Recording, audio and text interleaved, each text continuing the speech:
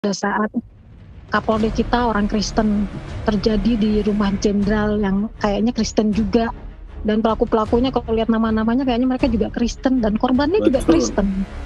Malu banget Betul. ya. Mereka kayaknya mempermalukan, sedang mengacak-ngacak ajaran Kristus nih. Apalagi mereka diberi kepercayaan untuk menangani, mengamankan negara ini ya.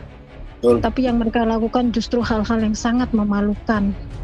Mereka ini bukan hanya sekedar sebuah penipuan di atas penipuan, tetapi ini sebuah permainan bola di atas darah orang yang tak bersalah. Tapi karena ini menyangkut mungkin orang-orang yang berbeda aliran, jadi bisa ini sengaja untuk diekspos sehingga presiden pun campur tangan. Pertanyaan saya, waktu si Napoleon Bonaparte memberi makan kotorannya untuk MKC kok nggak diekspos? Jadi di sini pilih kasih di dalam cara mengekspos suatu berita. Kan aneh ya.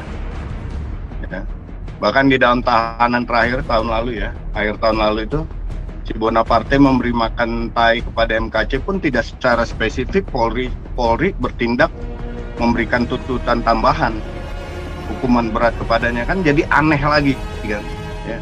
Harus dilakukan.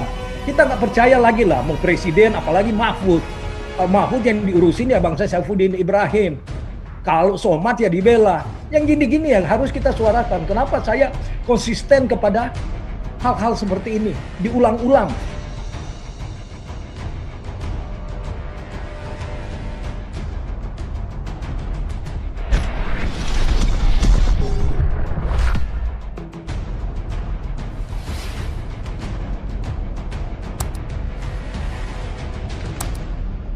Ya, luar biasa.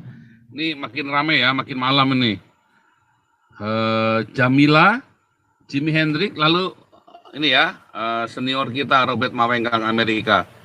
Jamila, silakan. Malam Pastor Paul. Selamat malam Jamila. Malam Pak Ponto. Selamat malam. Sebenarnya saya melihat kasus ini saya malu ya Pak ya. Karena sebagai orang Kristen, kasus ini terjadi pada saat Kapolri kita orang Kristen, terjadi di rumah jenderal yang kayaknya Kristen juga, dan pelaku-pelakunya kalau lihat nama-namanya kayaknya mereka juga Kristen dan korbannya juga Kristen. Malu banget ya. Mereka kayaknya mempermalukan, sedang mengacak-ngacak ajaran Kristus nih. Apalagi mereka diberi kepercayaan untuk menangani, mengamankan negara ini ya. Tapi yang mereka lakukan justru hal-hal yang sangat memalukan. Mereka ini bukan hanya sekedar sebuah penipuan di atas penipuan, tetapi ini sebuah permainan bola di atas darah orang yang tak bersalah yang sedang dilakukan oleh para jenderal. Tapi saya melihat begini Pak, kalau ending dari kasus ini adalah kemenangan di pihak para mafia, maksud saya mereka yang sedang bermain ini Pak. Sebab ini kan bukan sebenarnya masalahnya sepele, tetapi permainan mereka membuat semua orang akhirnya tahu ada apa. Sebenarnya ending dari masalahnya kita udah tahu sih ya, kita udah tahu siapa pelaku utamanya, kita pun tahu. Kita udah tahu, udah terbaca semua Pak. Kita kan bukan orang bodoh ya. Masyarakat itu bukan orang bodoh, udah makin pintar, udah ngerti gitu. Tetapi penutupan-penutupan ini membuat akhirnya semua menjadi sebuah kejijikan untuk dipertontonkan gitu Pak. Dan kalau ending dari kasus ini adalah kemenangan di pihak mereka Pak.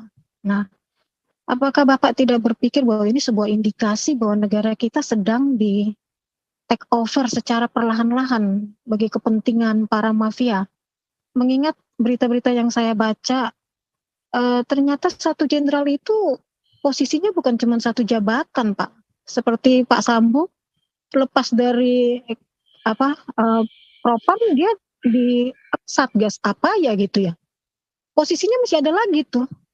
Kemudian yang lain juga begitu. Jadi mereka punya posisi yang memang tidak tergoncangkan. Ya kita seperti Daud lagi berjuang mengalahkan Goliat di negara ini ya. Kita rakyat jelata ini memang kita nggak bisa berbuat banyak. Kita hanya menonton dan air mata kita mengalir, hanya jeritan yang kita bisa bisa teriakan dalam hati kita. Saya hanya ngeri, Pak, jika memang suatu saat nanti negara kita dikuasai oleh mereka, kan bukan tidak mustahil kalau nanti 2024 ada di antara mereka yang akan mencalonkan diri untuk menjadi nomor 1, RI 1 atau RI 2, kita kan tidak tahu. Sebab permainan sudah terlihat gitu. Saya sih bersyukur dengan adanya kasus ini juga posisi Pak Listio Sigit itu makin terlihat jelas bahwa beliau dikelilingi oleh para bandit, para mafia-mafia ini kan. Nah, apakah Bapak tidak melihat bahwa ini sebuah indikasi bahwa mereka suatu saat akan men-take over negara kami? Kemudian jika tidak ditemukan lagi 50% satpam kota ini, sorry ya, saya harus mengatakan mereka tuh satpam kota, mereka kan sipil yang dipersenjatai kan untuk menjaga negara ini. Mereka bukan tentara yang bersih dan loyal. Apa gunanya lagi, Pak? Alasan tepat yang apa alasan tepat apa yang kita bisa pakai untuk mempertahankan mereka di posisi yang sekarang ini? Bukankah sebaiknya mereka dikembalikan saja bergabung dengan TNI atau dibubarkan aja sekalian, Pak? Malu-maluin, habis-habisin duit lagi. Terima kasih, Pak. Sadis amat ini. Ya. Lanjut dulu sebentar nih, ada Amerika ya, Robert Mawengkang dengan pejuang anti korupsi Beta Maluku. Oke, ini Robert Mawengkang dulu senior kita. Silakan Pak Robert. Shalom Pak Paul. Shalom. Tabea. Luar biasa. Monto ya, terima kasih kesempatan ini. Jadi begini Pak ya, kita menyoroti dari segi hukum di Indonesia, ya memang kita sangat tidak percaya adanya hukum positif suatu negara. Dan semua kejadian-kejadian yang ada di Indonesia, banyak itu disutradarai oleh orang-orang yang punya kepentingan, yang mereka ingin mengekspos sesuatu yang dirasakan bisa mengecilkan musuh-musuh mereka yang mereka framing. Jadi bagi saya sendiri, kejadian-kejadian seperti ini sebenarnya biasa, karena banyaklah, ya katakanlah para poligamer ini juga kan banyak sekali kasus-kasus mereka, tapi tidak diekspos karena ya mungkin tidak terjadi ya pembunuhan yang seperti yang diekspos sekarang. Tetapi karena ini menyangkut mungkin orang-orang yang berbeda aliran, jadi bisa ini sengaja untuk diekspos sehingga presiden pun campur tangan. Pertanyaan saya, waktu si Napoleon Bonaparte memberi makan kotorannya untuk MKC kok nggak diekspos? Jadi di sini pilih kasih di dalam cara mengekspos suatu berita. Dan di sini kita melihat bahwa ya kalau pandangan saya bahwa Pak Sigit Listio ini justru dipakai sebagai alat untuk kepentingan politik, di mana bisa menjadi suatu excuses. Lihat saja Kapolri-nya kok non-Muslim.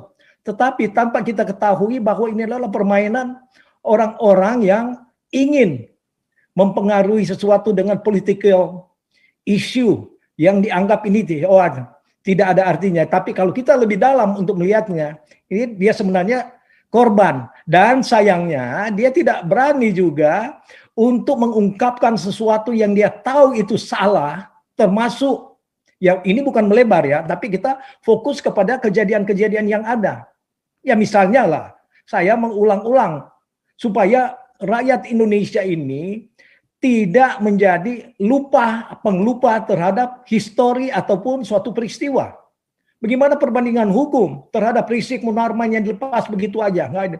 Di mana pandangan daripada Kapolri di sini? Mungkin dalam hati nuraninya ingin melakukan sesuatu, tapi digenjet oleh orang-orang yang punya kekuatan. Dan di Indonesia kan hukumnya cuma dua. Penguasa yang ingin menguasai pemerintah dan mereka yang mempunyai uang. Dan siapa orang-orang ini? Mereka yang pernah terjun di dalam dunia politik yang menggarong uang rakyat untuk membentuk suatu kekuatan oligarki yang tidak bisa dijadikan sebagai victim lagi, ya termasuk bekas-bekas wakil presiden dan presiden itu sendiri. Coba tarik sejarahnya. Jadi hukum di Indonesia, saya setuju sekali lagi, Pak Tobing bilang bahwa ya hukum di Indonesia bullshit. Bayangkan seorang petinggi menyatakan itu, apalagi kalau rakyat jelata. Kita skeptik, nggak ada hukum di Indonesia. Yang ada mungkin adalah hukum-hukum adat yang harus digerakkan, termasuk pemangkasan mereka yang ingin menguasai Indonesia dengan cara mereka untuk merusak negara, termasuk para tambang emas itu. Jadi kalau saya melihat, semua di Indonesia bisa diatur-atur. Siapa yang kuat dan siapa yang mempunyai modal banyak. Dan kasus seperti ini kita bisa juga ambil contoh. Saya lupa tahun berapa ya kejadian penembakan KC, bukan KC itu, Dece. Seorang yang ada affair dengan anak mantunya, Soeharto. Dece dengan ya bekas suaminya Tutut ya. Yang dijadikan victim itu Pak D. Mungkin masih banyak ya senior yang seperti Pak Pontok tahu itu. Itu diverting attention. Supaya apa? Tidak akan bisa dihukum mereka yang mempunyai kekuatan di dalamnya. Sama dengan sekarang. Jadi ya, belum berarti yang nembak itu nonsense semua. Jadi kalau saya usulkan, mesti ada tim independen yang benar-benar punya hati nurani. Misalnya seperti Pak Pontok yang melihat ini suatu kebenaran harus dilakukan. Kita nggak percaya lagi lah, mau presiden apalagi Mahfud. Kalau Mahfud yang diurusin ya bangsa Saifuddin Ibrahim. Kalau Somad ya dibela. Yang gini-gini yang harus kita suarakan. Kenapa saya konsisten kepada hal-hal seperti ini? Diulang-ulang. Seperti Pak Suara Kebenaran. Diulang-ulang. Karena di belakangnya ini kan kita bukan bodoh. Siapa di belakangnya? Yang duduk dalam pemerintahan itu sendiri. Ma'ruf Amin. Kita nggak bisa dibohongin. Belakangan ini dia mengeluarkan, wah MUI tidak perlu lagi ikut serta di dalam Pilpres 24. Ini kebohongan luar biasa dan munafik. Karena apa? MUI dia sendiri adalah pentolan MUI. Jadi yang lain-lain nggak usah bersuara. Dia ada di dalam untuk menyuarakan. Jadi jangan kita jadi bodoh dalam melihat fakta. Hukum di Indonesia tidak berlaku. Bongkar pasang. Jadi mungkin itu aja Pak ya. Kita memang sangat-sangat kecewa. Dan Jokowi tidak ada legasinya. Legasinya apa ya? Mungkin legasinya yang paling bagus yaitu ya memberikan suatu dorongan kepada istri untuk menunjukkan bahwa identitas Indonesia adalah jilbab. Mungkin itulah. Terima kasih Pak. Silakan. Satu lagi terakhir ya. Ya, ini Bung Beta Maluku, pejuang anti korupsi. Silakan. Shalom Pak Paul. Shalom Bung Beta. Shalom semua. Nimbrung ya nih Pak. Iya silakan. Ini udah fakta nyata ya. Di semua lembaga penegak hukum ya, kejaksaan, kehakiman, dan kepolisian kan kita gamblang nih. Terlihat kasus demi kasus di Indonesia di dalam penegakan hukumnya kan di permukaan menampilkan kebobrokan ya, kebobrokan hukumnya ini jelas ya. Ya, bukti utama menunjukkan bahwa Indonesia sebenarnya adalah negara terbelakang. Ini harus diakui dulu nih Pak. Ya, sering kita dengar orang berkoar kayak menghayal Pak, menganggap Indonesia adalah negara hebat dan dipandang dunia. Ya, nggak sadar mereka. Ya. Nah, khusus menimpali kasus-kasus penegakan hukum ini kan secara khusus di lembaga kepolisian sejujurnya sangat-sangat memalukan lah. Ya. Udah sering, khususnya kasus-kasus besar ya, tapi dianggap kecil. Kita bisa lihat ya Jenderal Polisi Napoleon ya, Bonaparte, yang sudah ditahan karena terbukti korupsi, tidak dipecat atau dicopot dari Polri.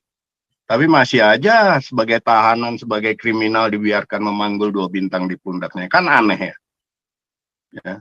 Bahkan di dalam tahanan terakhir tahun lalu ya, akhir tahun lalu itu, si Bonaparte memberi makan tai kepada MKC pun tidak secara spesifik Polri bertindak memberikan tuntutan tambahan hukuman berat kepadanya, kan jadi aneh lagi kan ya.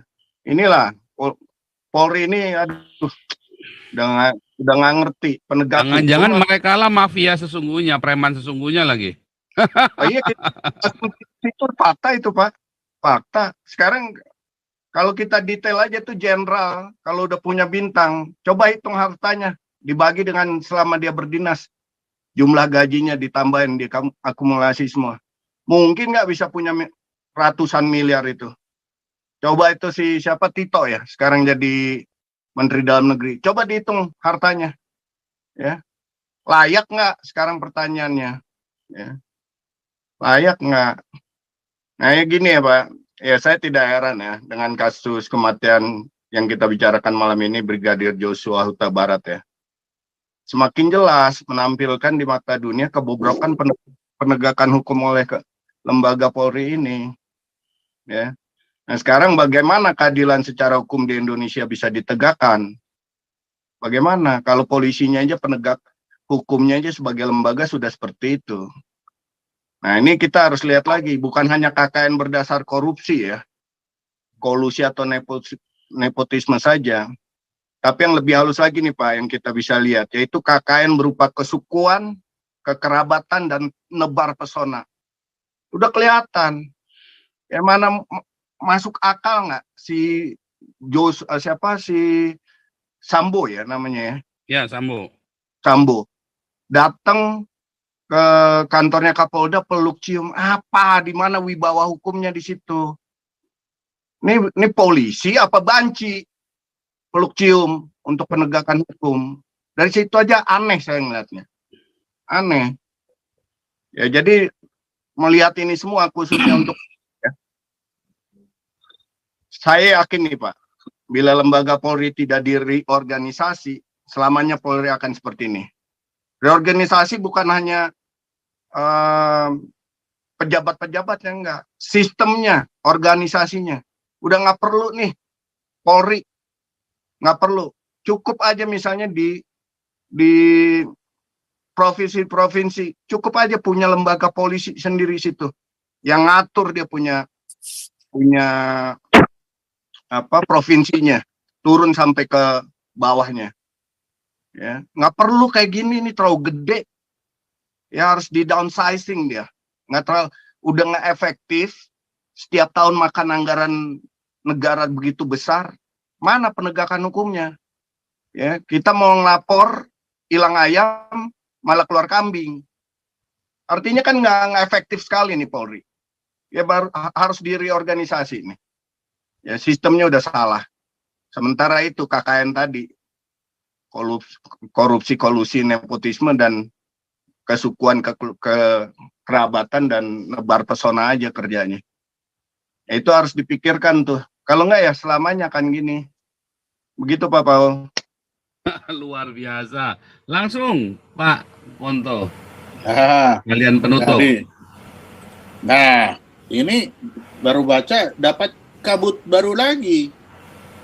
Kemarin kan Komnas HAM bilang itu Bapak Sambo, Ibu naik mobil, ada rombongan kan sama-sama ke Jakarta kan.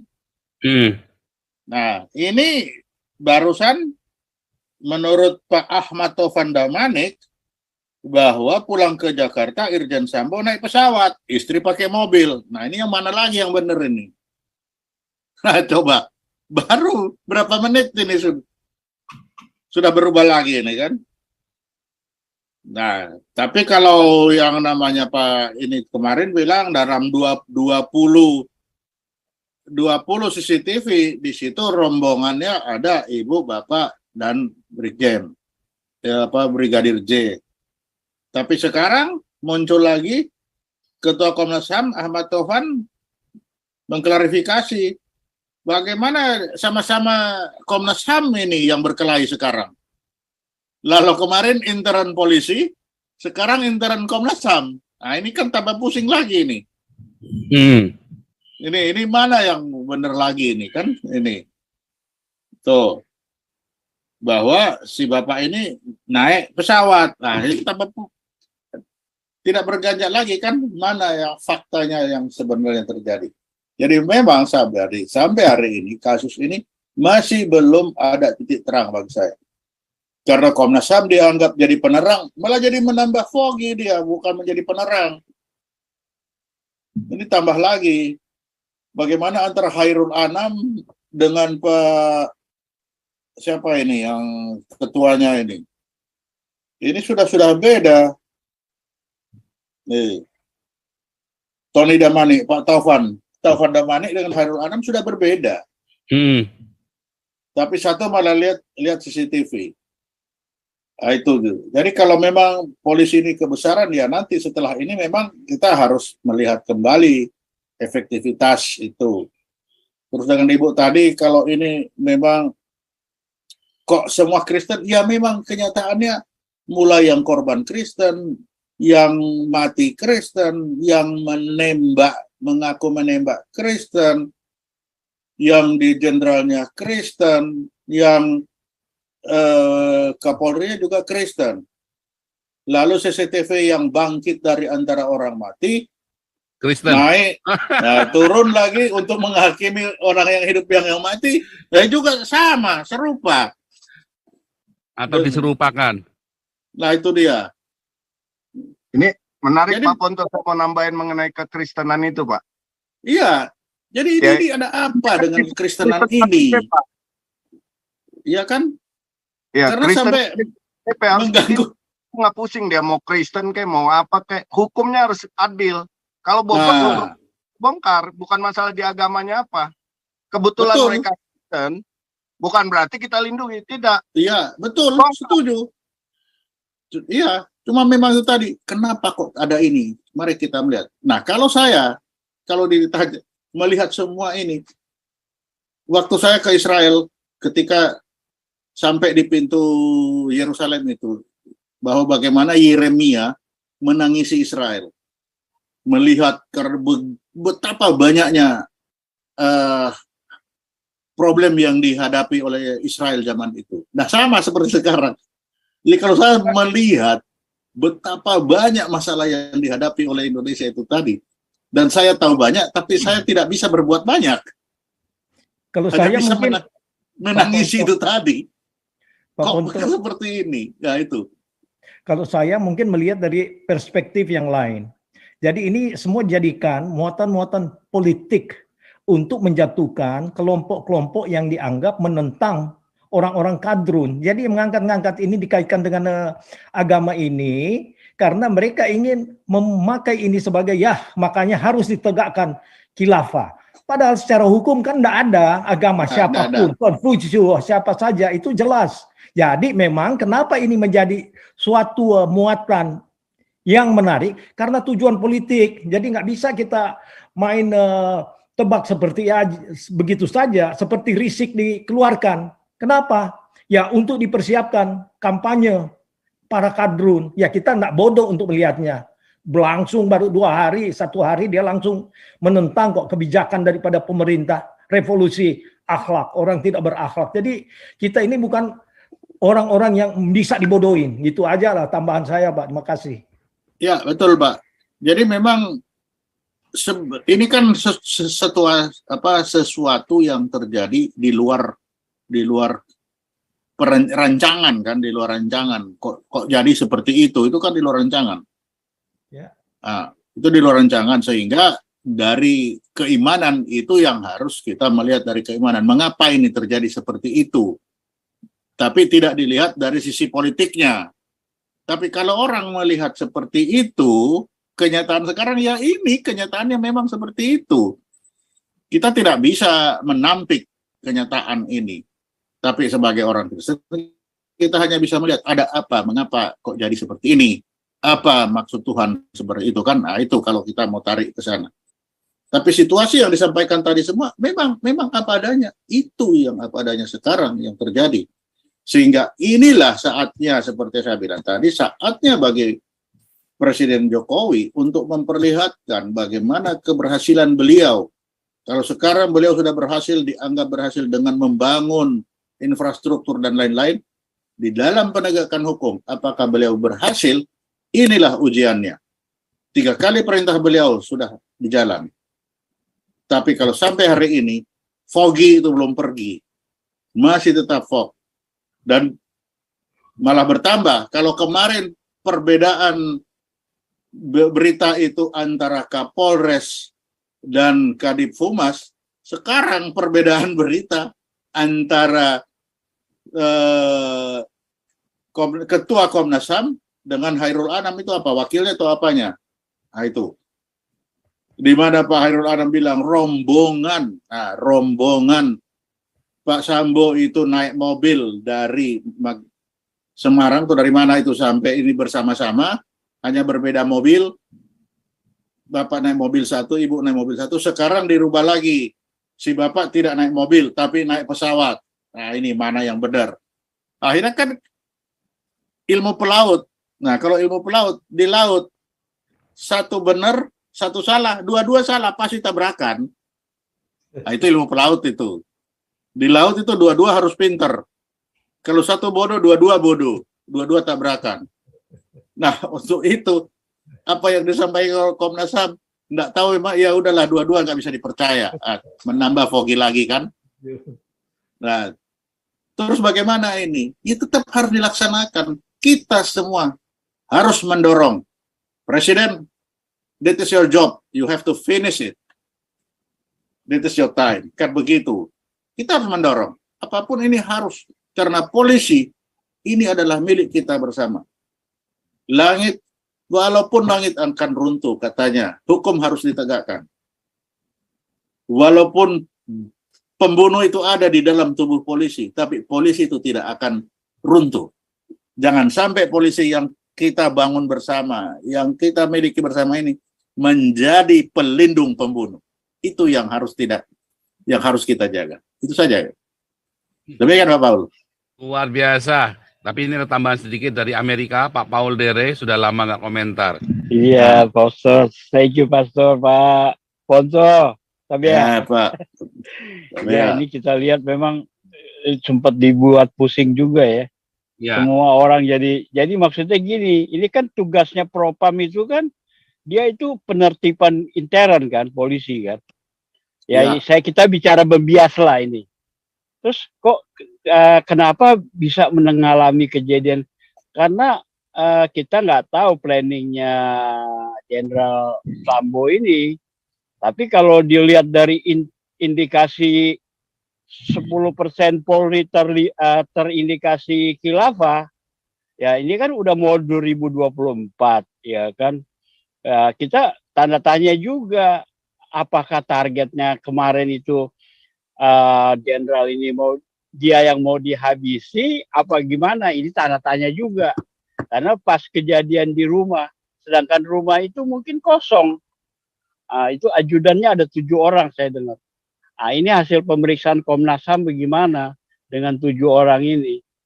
Karena kan ada autopsi dilihat ada banyak kejanggalan gitu. Jadi itu aja, tugas Propam itu adalah mungkin nanti ya ada satu kejutan bagi intern polisi sendiri yang ditanganin Jenderal Sambo itu. Jadi ya itulah kira-kira membiasnya bisa dianalisa sendirilah semua. Itu aja Pak Pastor. Terima kasih Pak Ponco. Sebentar Pak Paul Dere, jangan ditutup dulu. Oke, Pak Ponco ada yang mau ditambahkan? Ya, saya kira apa Pak Paul sampaikan tadi itu semua itu bisa saja terjadi. Iya Pak. Semua itu bisa saja terjadi, tapi kita jangan larut ke situ karena itu masih kalau ke dalam klasifikasi di aku itu kan itu tetap masih tebak-tebakan kan, itu tebak-tebakan. Iya, ntar gue lagi ngomong lagi. Masih itu tadi masih bangunan opini. Masih bangunan di opini, tebak-tebakan lah itu masih ke sana. Jadi nah, nanti itu akan sampai ke sana pada saatnya.